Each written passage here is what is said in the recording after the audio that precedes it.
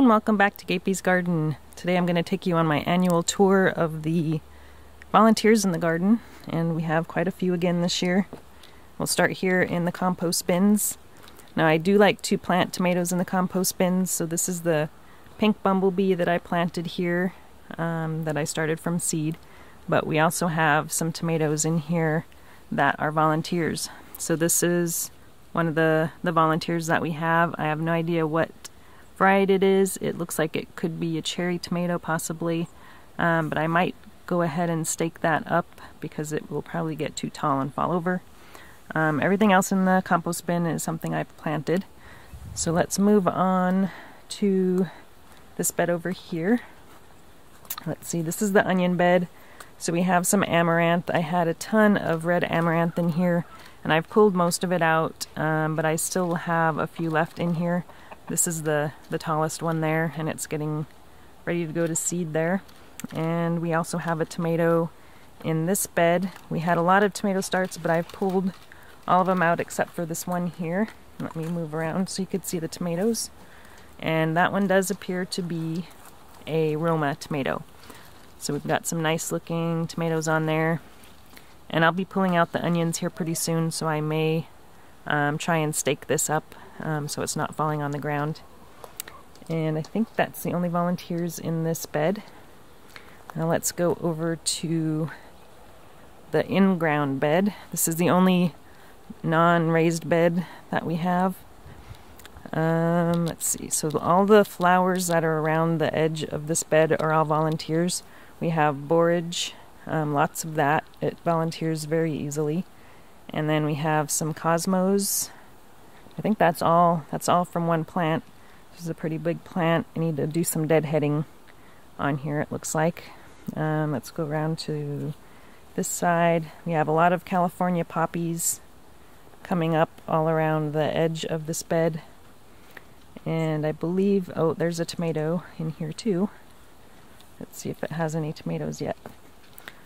So this is, well, it looks like it does have some little baby tomatoes, so this looks like it will be a cherry tomato, but I don't know the variety yet. It's not a very big healthy plant. It's been shaded by these potatoes, so it hasn't really had much sun.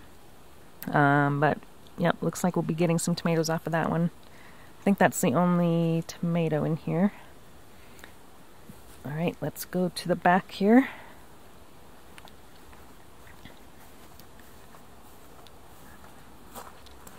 Oh, we have another tomato volunteer in the tomato bed. So this is, this one here is growing alongside one of my other cherry tomato varieties. This is the green grape, and the green grape is a determinate or semi-determinate variety, so it's not going to get too big. So I went ahead and left this volunteer growing alongside of it, and it's got some little cherry tomatoes on it as well.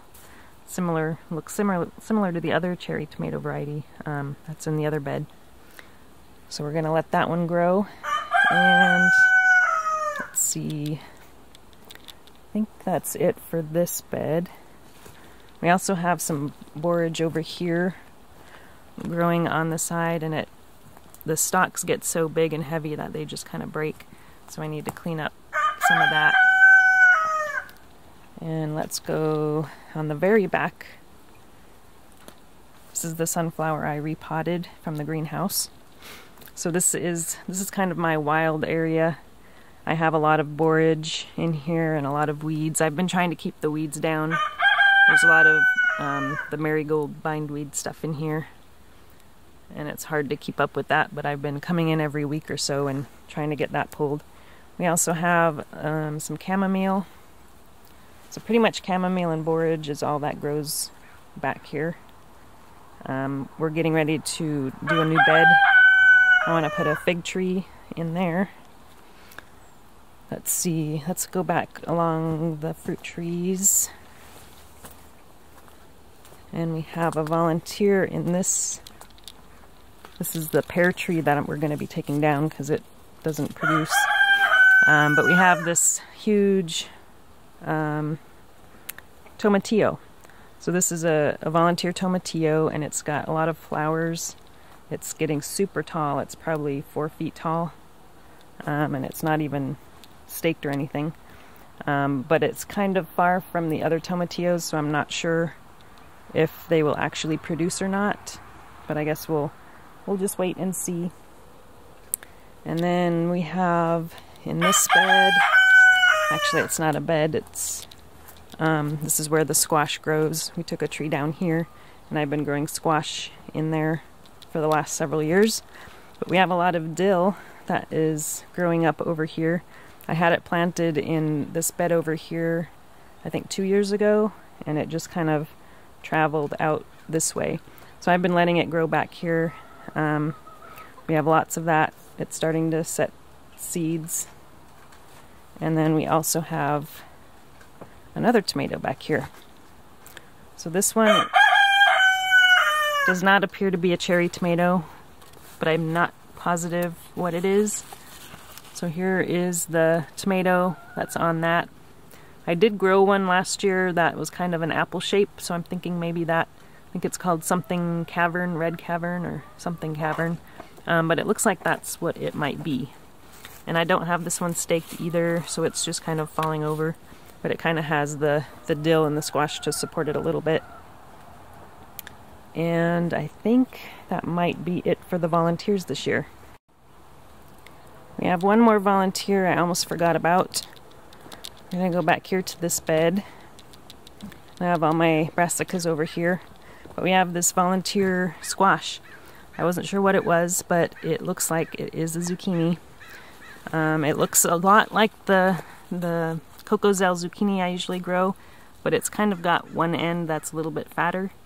So it may be a bit of a cross with something. But I love the Cocozelle, so I'm going to go ahead and keep this one. It's just starting to grow outside of the bed. And it is vining. It seems to be vining more than summer squash usually does. But we'll go ahead and leave that in. And I think that is it for the volunteers. We also have some volunteers in the greenhouse. Well, I think just one that I can think of.